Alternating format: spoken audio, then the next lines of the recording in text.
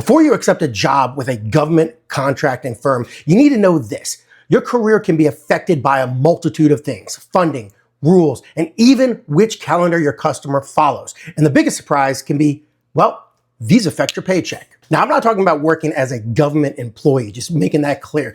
What I'm talking about is working as a contractor employee, supporting federal, state, local governments, those type of customers. Here are the 5 things I wish every first-time government contractor hire knew.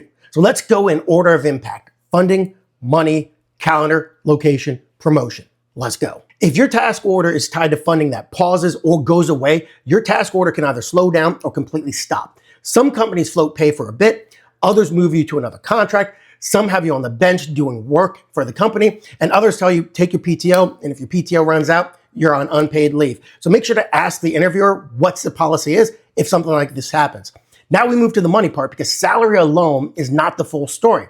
There's a pay differential. A higher offer from a government contracting company doesn't automatically mean you're ahead, because what you need to do is compare federal pay plus benefits versus contractor pay plus benefits. Remember, if you're at the state or local level, that's what you have to do.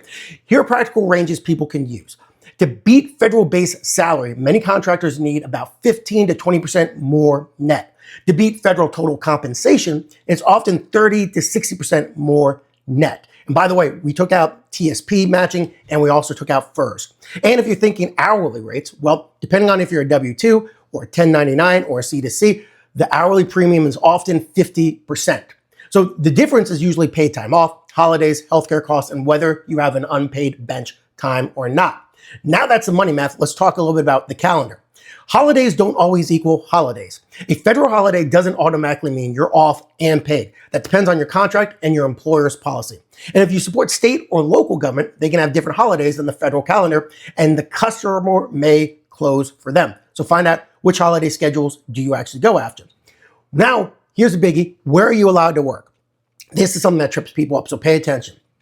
Work location restrictions. On many federal contracts, unless it specifically says otherwise, you generally can't work from anywhere in the world. A lot of roles require you to be working in the United States or the US territories. That's important to remember for compliance.